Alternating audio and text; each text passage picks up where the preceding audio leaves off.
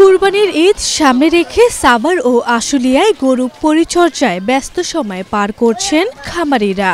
তবে এবার সবার নজর কেড়েছে ৩৮ মণ ওজনের নয়া রাজা। উপজেলার খামারি আবুল হোসেন শখের বশে গরুটির নাম রেখেছেন নয়া রাজা। ভালো দাম পেতে কুরবানির জন্য প্রস্তুত করা হয়েছে নয়া রাজাকে। তবে শেষ মুহূর্তে ভারতীয় গরু না ঢুকলে বেচাকেনা ভালোই হবে বলে জানান খামারিরা। আমাদের নয়া রাজা এটা ছোট থেকেই লালন পালন করছি আমি, এবং তারে 3 বেলা গোসল করাই, প্রতিদিন 10 লিটার দুধ খাওয়াই, প্রাকৃতিক খাবার খাওয়াই। অনেক বড় গরু, খুব মনে ইচ্ছা হয়েছে, ভালো লাগছে যে গরু নেওয়ার জন্য আসছি, যে চেষ্টা করবো গরু নিয়ে কুরবানি করার জন্য এই বছর।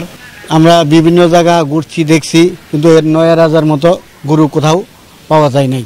এদিকে প্রাকৃতিক উপায়ে গবাদি পশু মোটা তাজাকরণে খামারিদের পরামর্শ সহ নিয়মিত উঠান বৈঠক করছে উপজেলা প্রাণী সম্পদ বিভাগ। আমরা অনেকগুলো গরু প্রস্তুত করেছি, এর ভিতরে অন্যতম হচ্ছে নয়া রাজা। আশা করি অন্যান্য বছরের ন্যায় এবছরও আমাদের নয়া রাজা বাংলাদেশের ভিতরে সেরাদের তালিকায় থাকবে।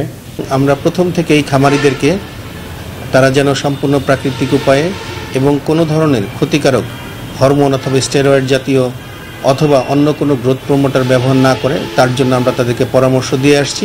খামারি আবুল হোসেন ৩৮ মণের অধিক এই নয়া রাজার বিক্রি মূল্য নির্ধারণ করেছে ২৫ লাখ টাকা। এবছর সাভারে ১০,০০০ গবাদি পশু কুরবানির জন্য প্রস্তুত করা হয়েছে। আরভি ইসলাম হিমু, এশিয়ান টেলিভিশন।